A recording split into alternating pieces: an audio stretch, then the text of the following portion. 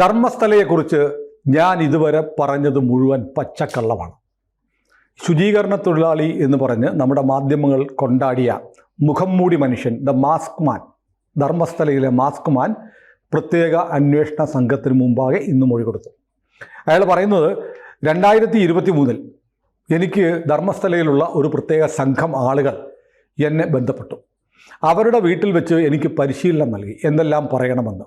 അങ്ങനെ പരിശീലനം നടത്തിയിട്ടും ഞാൻ കുറേ കാലം പറയാതിരുന്നു. പക്ഷേ അവരുടെ സമ്മർദ്ദം ഇപ്പോൾ വന്നപ്പോൾ ഞാൻ ഉണ്ടാക്കിയ കഥയാണിത്.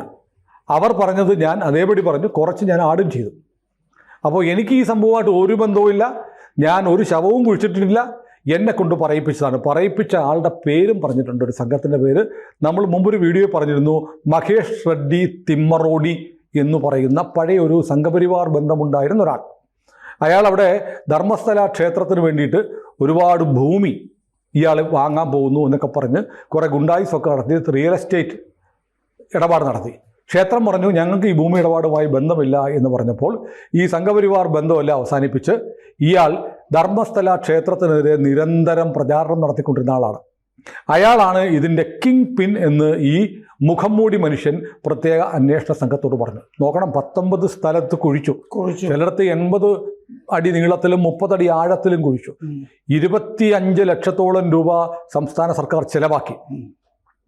മാത്രമല്ല, അൽ ജസീറ ഉൾപ്പെടെയുള്ള ചാനലുകൾ ധർമ്മസ്ഥലയിലെ ശിവക്ഷേത്രവുമായി ബന്ധപ്പെട്ട അവിടെ തീർത്ഥാടനത്തിന് വന്ന പെൺകുട്ടികളടക്കമുള്ളവരെ ബലാത്സംഗം ചെയ്തു കൊന്നു കുഴിച്ചു മൂടി ആയിരക്കണക്കിന് ആളുകളെ കൊലപ്പെടുത്തി എന്ന തരത്തിൽ വാർത്ത കൊടുത്ത് ഹിന്ദുമത വിശ്വാസത്തെയും ഒരു ഹൈന്ദവ ക്ഷേത്രത്തെയും, ജൈനന്മാർ നടത്തുന്നതാണെങ്കിലും ഒരു ഹിന്ദു ക്ഷേത്രത്തെ, ശിവന്റെ ക്ഷേത്രത്തെ അപകീർത്തിപ്പെടുത്താനുള്ള വ്യാപകമായ പ്രചാരണം നടന്നതിന് ഇന്ന് പരിസമാപ്തി വേണ്ടിയിരിക്കുന്നു എന്നാണ് കർണാടകയിൽ നിന്നുള്ള റിപ്പോർട്ടുകൾ. മാത്രമല്ല, മഹേഷ് റെഡ്ഡി തിമ്മറോഡിയെ അറസ്റ്റ് ചെയ്യാൻ സംസ്ഥാന മുഖ്യമന്ത്രി ആഭ്യന്തര വകുപ്പിന് നിർദ്ദേശം നൽകിയിട്ടുണ്ട് എന്ന വാർത്തയും വരുന്നുണ്ട്. അതുമാത്രമല്ല, ഈ മഹേഷ് റെഡ്ഡി തിമ്മറോഡിയെക്കുറിച്ച് കഴിഞ്ഞ ദിവസം നമ്മളൊരു വീഡിയോ ചെയ്തപ്പോൾ നമ്മൾ പറഞ്ഞു അവിടെയുള്ള ഈ ക്ഷേത്രത്തിനെതിരെ ഈ റിയൽ എസ്റ്റേറ്റ് മാഫിയ, മതപരിവർത്തന മാഫിയ, പിന്നെയുള്ളത് അവിടെ ഈ സ്വകാര്യ ബ്ലേഡ് കമ്പനിക്കാർ വലിയ തോതിൽ കടക്കണിയിൽ ആളുകളെ ആക്കിയപ്പോൾ ശ്രീ ക്ഷേത്ര ധർമ്മസ്ഥല റൂറൽ ഡെവലപ്മെൻറ്റ് പ്രൊജക്റ്റ് എന്ന പേരിൽ ഈ SKDRDP എന്ന പേരിൽ ഒരു ധനകാര്യ സ്ഥാപനം ആളുകളെ ശാക്തീകരിക്കുന്നതിന് വേണ്ടി സ്ത്രീകൾക്ക് സ്വയം സഹായ ഗ്രൂപ്പുകൾ ഉണ്ടാക്കി പണം കൊടുക്കുന്ന ഒരു പ്രൊജക്റ്റ് ധർമ്മസ്ഥല ക്ഷേത്രം നടത്തിയിരുന്നു. 6,21,401 ഗ്രൂപ്പുകൾ അവിടെയുണ്ട്. അതിലൂടെ സ്ത്രീകൾക്ക് കുറഞ്ഞ പലിശയ്ക്ക്, അല്ലെങ്കിൽ ഈ സ്വയം സഹായ സംഘങ്ങൾ വഴി വിതരണം ചെയ്യുന്നത് പോലെയുള്ള പലിശയ്ക്ക് ഈടില്ലാതെ പണം കൊടുത്ത് ഇവരെ ബ്ലേഡ് മാഫിയയിൽ നിന്ന് രക്ഷിച്ചു. അതുകൂടാതെ ഈ ക്ഷേത്ര സമിതി ആ ധർമ്മസ്ഥല ടൗൺഷിപ്പിൽ മദ്യവും മയക്കുമരുന്നും വ്യാപിക്കുന്നതിനെതിരെ ജനകീയ സമരങ്ങൾ നടത്തി, പന്തം കൊളുത്തി പ്രകടനങ്ങൾ നടത്തി.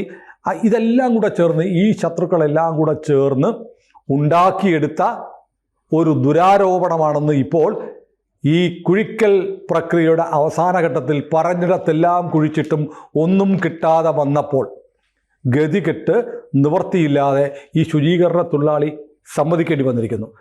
ഇനി മാത്രമല്ല, ഇയാൾ ശുചീകരണ തൊഴിലാളി അല്ല. ക്ഷേത്രത്തിലെ ശുചീകരണത്തിന് വേണ്ടി നേത്രാവതി നദിയുടെ തീരം ശുചീകരിക്കാനുള്ള കരാറ് പിടിച്ച ആളാണ് ഇയാൾ. ദളിതനായിരുന്നു, എന്നാൽ പിന്നീട് മതം മാറിയ ഒരാളാണ്.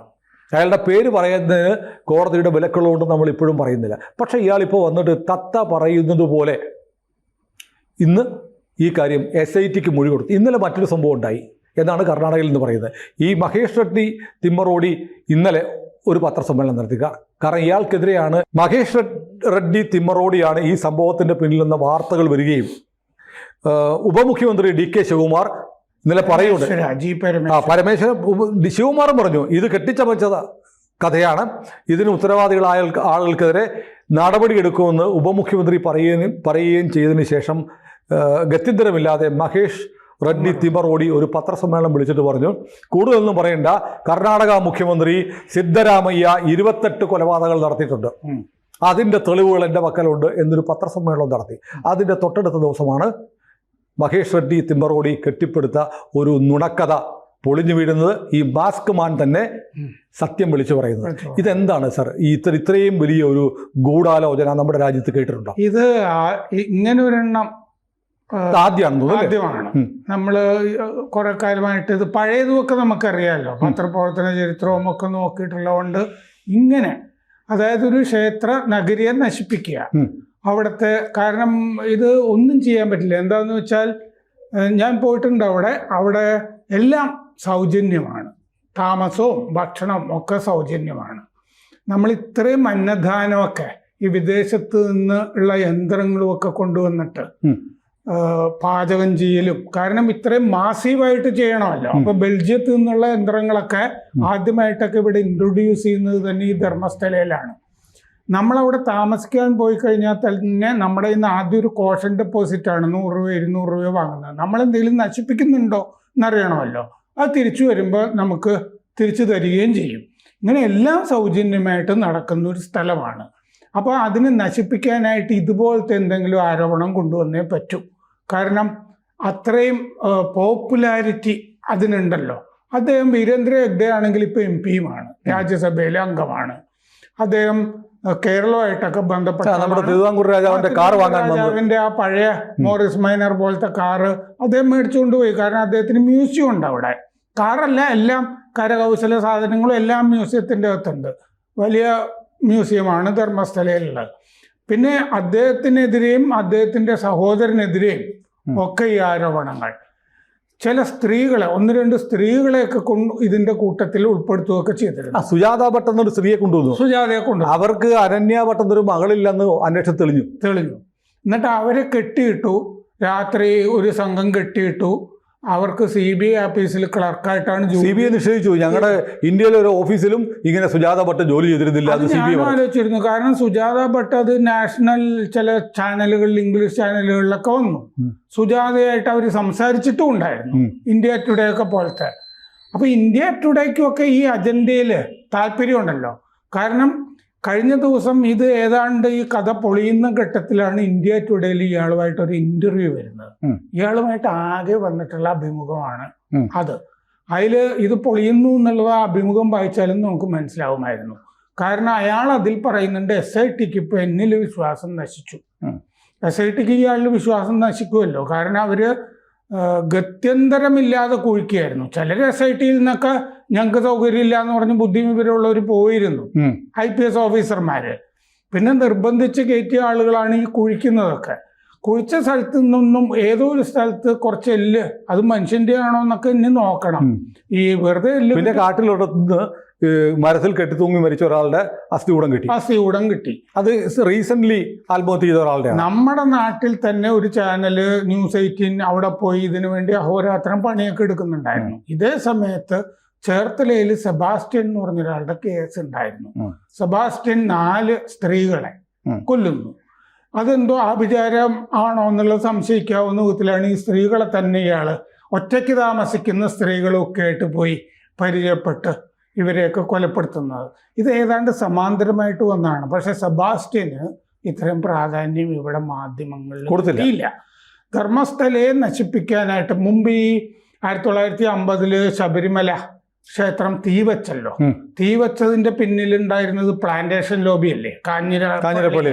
അത് കേശവമേനോന്റെ റിപ്പോർട്ടിൽ അങ്ങനെ ഉണ്ട് താനും. പ്ലാന്റേഷൻ ആളുകളുടെ പേര് വരെ പറയുന്നുണ്ട്, പേരൊക്കെ ഉണ്ട് അതിൻ്റെ അകത്ത്. അപ്പോൾ അതുകൊണ്ട് ശബരിമല ഇങ്ങനെ വളരുന്നത് ആ ഭാഗത്ത് ഇഷ്ടമില്ലാത്ത ഒരു സംഘം അന്ന് അതുകൊണ്ട് തീ വയ്ക്കുക, ഇങ്ങനത്തെ പരിപാടികളൊക്കെ ചെയ്തിരുന്നു.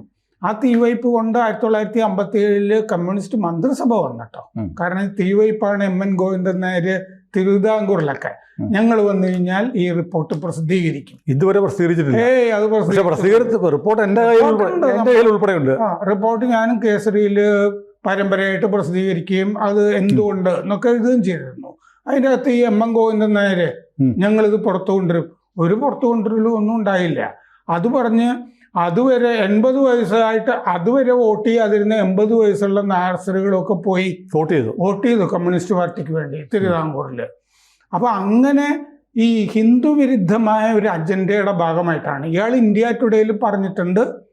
ഇയാൾ ഹിന്ദു ആണ് ദലിതാണ് എന്ന് പറഞ്ഞിട്ടുണ്ട്. ഈ മതം മാറ്റത്തിന്റെ മതം മാറിയിട്ടുണ്ട്. ഹിന്ദു ആയിരുന്നു, ദളിതായിരുന്നു. പിന്നെ ഒരാള് 100 പേരെയൊക്കെ ഇയാൾ പറയുന്ന പോഴത്തെ അയാൾ ആദ്യം പറഞ്ഞ 100 അല്ല, 100 കണക്കിന് 1000 വരെ 1000 വരെയൊക്കെ പറഞ്ഞത് കുറെ സംഖ്യയൊക്കെ പെരുകുന്നുണ്ടായിരുന്നു. ഇയാൾ 20 കൊല്ലത്തിന് ശേഷമാണ് അങ്ങോട്ട് തിരിച്ചു വരുന്നത്.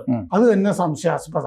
ഇയാൾ അതിൽ പറയുന്നത് എന്താണെന്ന് വെച്ച് കഴിഞ്ഞാൽ ഇവര് ശേഷക്രിയ കിട്ടാത്ത ആത്മാക്കളാണല്ലോ, അതുകൊണ്ട് അവർക്ക് മാന്യമായ സംസ്കാരം വേണമെന്ന് എനിക്ക് തോന്നിയെന്ന്.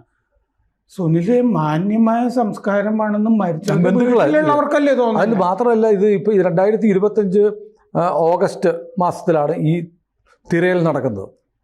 2023 മുതൽ നടന്ന ഗൂഢാലോചനയാണെന്നാണ് പറയുന്നത്. അതെ, ഒരു വലിയ ക്ഷേത്രത്തിനെ, ദക്ഷിണേന്ത്യയിൽ തന്നെ ഏറ്റവും പ്രധാനപ്പെട്ട ഒരു ക്ഷേത്രത്തെ തകർക്കാൻ വേണ്ടി എത്ര നികൃഷ്ടമായ ആരോപണമാണ് ചില സ്വാർത്ഥ താല്പര്യങ്ങളുടെ ഭാഗമായിട്ട്. അത് എനിക്കും മനസ്സിലാകാത്തത്. ഒന്നാമത് ഇത് ഇങ്ങനെ തെളിയണമെന്നുണ്ടെങ്കിൽ തെളിവ് വേണം. കാരണം ഈ ജഡങ്ങൾ കണ്ടു കാണാം, പരാതികൾ വേണം. പരാതി വേണം. ഒരു പരാതി ഇല്ല എൻ്റെ അകത്ത്. 2 പെൺകുട്ടികൾ മരിച്ചതിന്റെ വന്ന അതിലൊരെണ്ണം ശരിയല്ല, സുജാതയുടെ കേസ്. അനന്യ ഭട്ട് എന്നുള്ള ഒരു പെൺകുട്ടിയേ ഇല്ല. പിന്നെ ഉള്ളൊരു സൗജന്യ മർഡർ കേസുണ്ട്. അത് കുറെ വർഷങ്ങൾക്ക് മുമ്പാണ്, 2002. അത് പണ്ടതാണ്. ഒരു കേസ്, ഒരു ബലാത്സംഗത്തിനിരയായ ഒരു പെൺകുട്ടി കൊല്ലപ്പെട്ടു. ആ കേസിലെ പ്രതിയെ ഒരു ഓട്ടോറിക്ഷക്കാരനെ മറ്റോ അറസ്റ്റ് ചെയ്തു, അയാളെ വെറുതെ വിടുകയും ചെയ്തു. അല്ല, മലബാറിൽ ഒരാൾ വന്നിട്ട് ഞാൻ 2 പേരെ കൊന്നുണ്ട് എന്ന് പറഞ്ഞിട്ട് ഒന്നും ആയില്ലോ. കാരണം അതിന് തെളിവ് ഒരാൾ വന്നു പറഞ്ഞു ഞാനാ കൊന്നതെന്ന്, എന്നിട്ടും ശിക്ഷിക്കാൻ വകുപ്പില്ല. എന്താന്ന് വെച്ചാൽ ഒന്നും കണ്ടു കിട്ടാനില്ലല്ലോ, സാഹചര്യ തെളിവുകളില്ല. ഒരാളിങ്ങനെ, ഞാൻ ആദ്യം വിചാരിച്ചിരുന്നത് ഇത് ഹാലൂസിനേഷൻ എന്ന് പറഞ്ഞ വിഭാഗത്തിൽ വരുമായിരിക്കുന്ന വിചാരിച്ചിരുന്നത്. ഏതെങ്കിലും ഒരു സൈക്യാട്രിസ്റ്റ് ഇയാളെ കൈകാര്യം ചെയ്താലേ. കാരണം ഇയാള് ഈ ജഡങ്ങളെയും പ്രേതങ്ങളെയും എല്ലും കൂടൊക്കെ സ്വപ്നം കാണുന്നു എന്നൊക്കെ ഇന്ത്യ ടുഡേയുടെ ഇന്റർവ്യൂവിൽ പറഞ്ഞിട്ടുണ്ട്. എന്നിട്ട് ഇവർക്കൊക്കെ മാന്യമായ അടക്കം വേണമെന്ന് ഇയാൾക്ക് തോന്നി. പിന്നെ ഇയാൾ പറയുന്നത് 4 പേരെ, ഏറ്റവും ഒടുവിൽ എൻ്റെ കൂടെ കുഴിച്ചിടാൻ 4 പേരുണ്ടായിരുന്നു. ആ 4 പേരെയും കൂടി വിളിച്ച് ചോദ്യം. അവരും ഈ കഥ തന്നെയല്ലേ പറയുള്ളൂ, 4 പേരുണ്ടായിരുന്നെങ്കിൽ. പുതിയ കഥ. പിന്നെ ഇയാൾ പ്ലോട്ട് 13 എന്ന് പറയുന്ന സ്ഥലത്ത് 80 പേരെ കുഴിച്ചിട്ടത് പ്ലോട്ട് 17 13. അവിടെ കുറേം കൂടി വിസ്തൃതമായിട്ട് കുഴിക്കണം എന്നൊക്കെ ഇയാൾ ഈ ഇന്ത്യ ടുഡേ 80 അടി നീളത്തിലും 30 അടി ആഴത്തിലും കുഴിച്ചു. അപ്പൊ ഇങ്ങനെ കുഴിക്കുമ്പോൾ ഞാൻ കഴിഞ്ഞ ദിവസവും ചർച്ചയിൽ പറഞ്ഞാണ്, ഇങ്ങനെ കുഴിക്കുമ്പോൾ കുറെ ചെടികളും മരങ്ങളും ഒക്കെ കരുതുകയാണെങ്കിലേ പരിസ്ഥിതി കുറേം കൂടി വികസിപ്പിക്കാവുന്ന വിധത്തിൽ അങ്ങനൊരു. ഏതായാലും ഈ രാജ്യവ്യാപകമായല്ല, അൽ ജസീറ കൂടെ ഏറ്റെടുത്തോടുകൂടി ലോകം മുഴുവൻ പ്രചരിച്ചൊരു വാർത്ത, ഒരു ഹിന്ദു ക്ഷേത്രം പെൺകുട്ടികളെ ബലാത്സംഗം ചെയ്ത് കൊന്നു കുഴിച്ചു മൂടുന്ന സ്ഥലമാണെന്ന് സ്ഥാപിക്കാനുള്ള ഒരു ഗൂഢാലോചന പൊളിഞ്ഞു വീണിരിക്കുകയാണ്. ഇപ്പോൾ മഹേഷ് റെഡ്ഡി തെബ്ബറോഡിയുടെ അറസ്റ്റ്. ഇനിയിപ്പോൾ ഇയാൾക്കെതിരെ നടപടി എടുക്കേണ്ടി വരും. ഇയാൾക്കെതിരെ നടപടി എടുക്കണം. കാരണം ഇയാൾക്ക് വേണ്ടിയിട്ടേ കോടതി എന്തൊക്കെ വിട്ടുവീഴ്ചയെ ചെയ്തല്ലേ. അയാൾക്ക് സംരക്ഷണം, പോലീസ് പ്രൊട്ടക്ഷൻ കൊടുത്തു, പേര് പറയുന്നത് കോൺഫിഡൻഷ്യൽ ആയിട്ട് വെക്കുന്നു, പേര് വെളിപ്പെടുത്തേണ്ടതില്ല. അയാൾ വിസിൽ ബ്ലോവർ ആണെന്നാണ് ഇംഗ്ലീഷ് ഓൺലൈനുകളും ചാനലുകളും ഇന്ത്യ ടുഡേ പോലുള്ളവരും ഒക്കെ പറഞ്ഞത്. എന്നോടിപ്പോൾ കർണാടകയിലെ ഒരാൾ എന്നോട് സംസാരിച്ചു. അദ്ദേഹം പറഞ്ഞത് ഈ 16-ാം തീയതി ശ്രാവണ മാസം ആരംഭിച്ചു. ധർമ്മസ്ഥല ക്ഷേത്രത്തിലും ഈ ക്ഷേത്രത്തിന് ചുറ്റുമുള്ള വീടുകളിലുമൊക്കെ ഞങ്ങൾ വൈകുന്നേരം വിളക്ക് വെച്ച് പ്രാർത്ഥിക്കുകയാണ്. വിളക്ക് വെച്ച് പ്രാർത്ഥിച്ചതിൻ്റെ 3-ാം ദിവസം സത്യം തെളിഞ്ഞിരിക്കുന്നു. ഇനി മറ്റേ ശ്രീരാമനുമായിട്ട് നമുക്ക് താരതമ്യപ്പെടുത്താൻ പറ്റില്ലെങ്കിലും ഈ കർക്കിടകം മുഴുവൻ രാമനെ ചീത്ത പറഞ്ഞിരുന്ന വേടൻ വനവാസത്തിലായിരുന്നു. ധർമ്മസ്ഥലയിലാണോ എന്ന് നമുക്കറിയില്ല. അതെ. കൂടുതൽ വാർത്തകളും വിശേഷങ്ങളും നിങ്ങളിലേക്ക് എത്താൻ ABC മലയാളം സബ്സ്ക്രൈബ് ചെയ്യുക, ബെൽബട്ടനും അമർത്തുക.